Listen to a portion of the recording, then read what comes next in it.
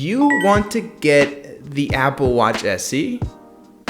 Alright, that's perfect. As you can see, the first notable thing is that it has the same design as the more expensive Apple Watch Series 8. We can find aluminium on the sides, which, by the way, it's actually called 7000 series aluminium, and it's the same one they use to build planes, so it's going to be incredibly resistant. We can also find very strong glass protecting the display so it doesn't scratch or break, and the physical buttons on the case feel very good. They probably have the most satisfying click out of every Apple device I've tried. Overall, everything on this Apple Watch feels very well made, very Apple.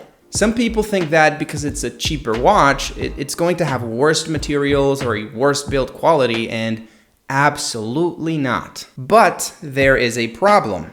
Remember when I told you there's a very strong glass protecting the display? Well, that is technically true, but it is not the strongest glass Apple makes. See, as we saw earlier, the design and the materials are the same on the Watch SE as on the more expensive Watch Series 8, which means they both have the same glass protecting the display. But the Series 8, apart from the aluminium finish, has an even more expensive variant with stainless steel sides and sapphire glass. Sapphire glass it's awesome. It's almost unbreakable. It's very hard to scratch unless you really try, and it also has a more premium look and feel. The problem is that this more expensive alternative is not available on the Watch SE. And yeah, sure, this is not a problem for 90% of you who don't really care and are fine with the normal finish, but for that 10% of people who want a more resistant watch, this sucks. Anyways, let's move on to something positive. If you have your watch on your wrist, it doesn't ask for any password, it just unlocks automatically. But when you have it off your wrist, it asks for a password every single time you try to unlock it. And this is actually a very cool feature. Turns out your skin, your exterior skin, has electricity. So when you have it on your wrist, it can notice that it's on your wrist because of that electricity. So it doesn't bother you with passwords and passcodes and none of that because it knows you have it on your wrist and it's you. So there's no need for a password. But when you take it off, there's no longer any electricity. So the watch basically locks itself unless you put back the password and put it back on your wrist. So if someone tries to steal it, they can't because the moment it leaves your wrist, the watch is unusable.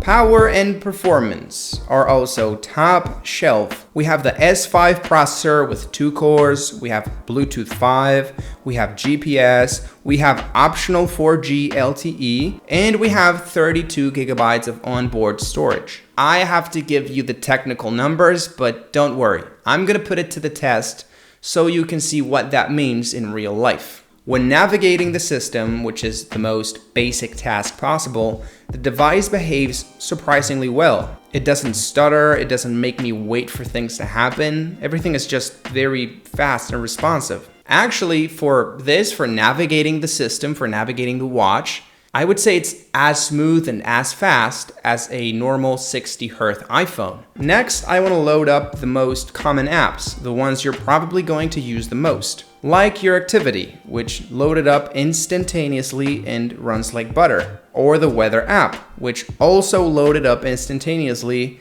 and also runs like butter. Those two apps and navigating the system are what 90% of you are going to be doing most of the time with the watch. And as you saw, the experience was perfect. So, good job, Apple. Okay, now I want to push it a little bit harder. I'm going to load up Maps. As you can see, there's a loading screen first. It doesn't load up instantaneously, although it barely takes up an extra second. And then on the app itself, things run 85% as good as they did on the apps we tested before. I don't know if you can see it on camera, but things sometimes take like an extra millisecond to load. Still awesome, perfect performance, almost unnoticeable, but let's just give them a slightly lower pace applause. If you want to play games like with the Maps app, they're going to take a split second to load, but once you're playing, things run very smooth, both in simple games in black and white imitating Pong, and in more demanding games with color and a little bit more complexity. You're barely ever going to play video games on your watch, but it's nice to know that you can and you're going to have a good experience. So good job, Apple, and this time we're going to give them the good applause. Moving on to the accessories, the watch always comes with an Apple band included in the box, which you can always take off in like 10 seconds and replace with any other band, even if it's not made by Apple. This is very cool because they could have easily made the watch and the band connected together, so you have to take it to the Apple store and pay $99 for them to replace it and change it for another one of their bands because they can't do a third party because they don't trust it. It's cool that they made it free for, everybody to be able to make bands, made it so you can, with your bare hands, just take it off in like 5-10 seconds. It's very cool. Thank you, Apple. The default band, at least in my case, is great. It has this weird mechanism to tie it up that can be a little bit confusing at first, but once you figure it out, it's actually faster to put the watch in and definitely faster to take the watch out. It's also very durable. I've been using this one for like 1.5 years and it feels as good as new. But okay, now I want to be honest and tell you that for me, the thing that I love the most about the watch is the ecosystem. This is made by Apple, ladies and gentlemen. So there's of course going to be lots of things that you can only do if you have an iPhone or a Mac, like playing and pausing music from your iPhone, or automatically connecting to your AirPods, or taking calls from your iPhone, or unlocking your Mac, or, which is very cool, unlocking your iPhone when you have a mask on. As you saw, most of these things are the watch connecting to the iPhone in some type of way, which is very cool because if you're looking to get an Apple Watch SE, you probably already have an iPhone, so you're going to be able to use these ecosystem tricks and things.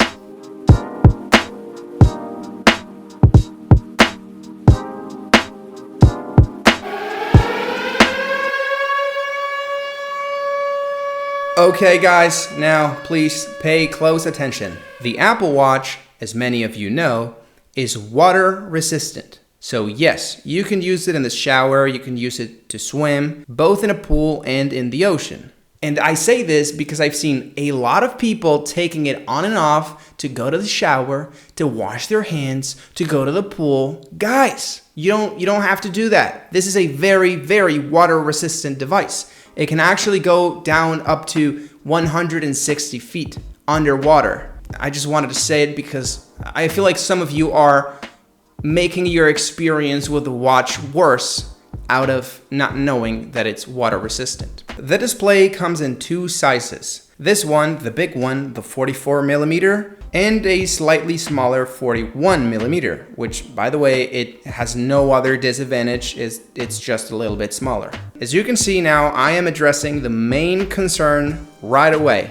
Yes, you can use it outside facing the sun and it's going to be very visible, but it doesn't stop there. It also looks very good. It's one of the famous Apple Retina displays, which means you can't really see any pixels with a naked eye. The only complaint is that it's not as big and futuristic as the display on the Watch Series 8, which has practically no bezels, and it goes from 44mm to 45mm. And I feel like that's where you have to make the decision. Do you want to pay $200 more for a slightly bigger display on the Watch Series 8? And well, sensors, more sensors. You have a blood pressure sensor, a temperature sensor. None of those things I don't really understand, I don't really need for my day-to-day life, so I would definitely go for the SE. Which, by the way, right now you can actually find it on Amazon with a small discount. You'll find a direct link in the description. As always, thank you so much for watching, and I'll see you in the next video.